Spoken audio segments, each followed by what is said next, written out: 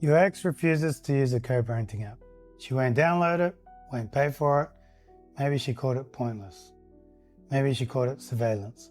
And you're sitting there thinking, what now? Here's what I want you to hear. That refusal, that might be the most powerful piece of evidence you have. I'm going to explain exactly what I mean, and I'm going to walk you through the 3 apps that actually matter. What they cost, what they do, and where they fall short. Most advice on this is written by people who've never sat in your position. This isn't that. I want to be upfront with you. My co-parent refused every tool I suggested, every single one, so I didn't get to test these apps firsthand. What I did do was go deep in the research.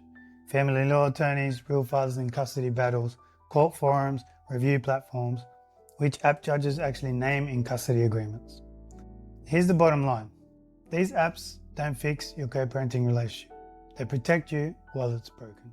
If you've been hoping the right app will make her more reasonable, I understand that hope. But the real value of these apps isn't what they do to her behavior, it's what they do to yours, and to the record you're building for a judge. Before we get to the apps, you need to understand what problem they were built to solve. Because it's not the problem you think. They weren't built to help 2 parents cooperate better. They were built because text messages were destroying fathers in court. One reactive text, one screenshot, Exhibit A. And look, if you've sent that text before, that moment where you just couldn't hold it in, you're not a bad father, you're a human being under sustained pressure. Co-parenting apps exist to protect you from those moments. Every message, timestamped, permanent, formatted for court submission. That's not a communication tool. That's a witness. And courts know this. OurFamilyWizard has been court-ordered in all 50 US states for nearly 20 years. These apps weren't built for cooperative parents. They were designed for situations exactly like yours. But the app I want to talk about first, most dads skip right past it. There are 3 apps worth your time. Real picture, what it costs, what it does well, where it falls down. App 1, OurFamilyWizard. Most family attorneys recommend this one first, and there are 2 reasons why. First, the ToneMeter, AI that reads your message before you send it. Flags if it sounds aggressive, suggests a calmer version. When your nervous system is activated, and believe me, it will be, ToneMeter is the pause before the mistake. Second, it's got a GPS check-ins, a custody exchanges, timestamp and location proof that you showed up, that you were on time, that you followed through, and your attorney gets a free login. Your parenting coordinator gets a free login. The judge can see your records in real time. The downside, it's the most expensive, anywhere between $12 to $25 a month, and annual billing only. Both parents pay separately, and if your ex refuses, there's no workaround. App 2 has a feature that changes everything if she's ever denied a conversation happened. App 2's TalkingParents. One feature. Every call made through this app is recorded and transcribed.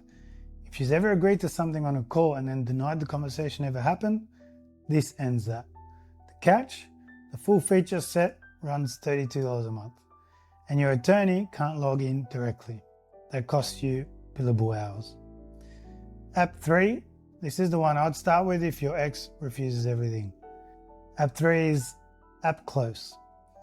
It's a flat $8.99 a month, no tiers, no gotchas, recorded calls, GPS check-ins, unlimited court records, all of it. But here's the feature that matters most for your situation.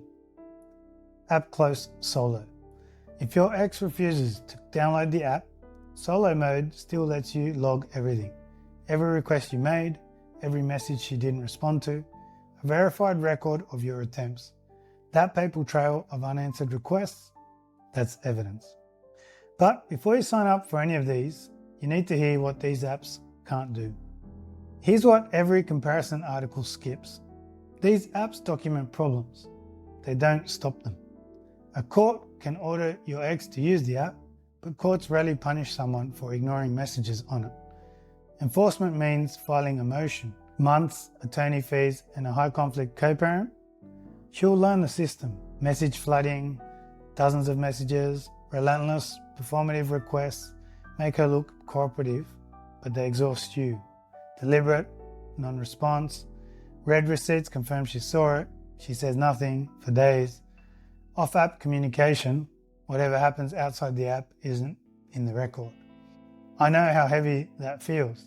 You're trying to do everything right and it still feels like the system isn't catching what she's doing. That's not you being weak, that's you being gaslit by a process that wasn't designed for this. But here's what you can control. The app is a record of who you are when you know you're being watched. Your maturity, your follow-through, your consistent attempts at cooperation. That record tells a story, and that story matters to a judge. Now, let me bring this back to where we started, because what I'm about to say might change how you think about her refusal entirely. Your ex refuses to use a co-parenting app. Think about why. These apps create permanent records of everything. Every message, every ignored request, every refusal to cooperate as a co-parent. A parent who genuinely wants to co-parent should want this. It protects both parents equally.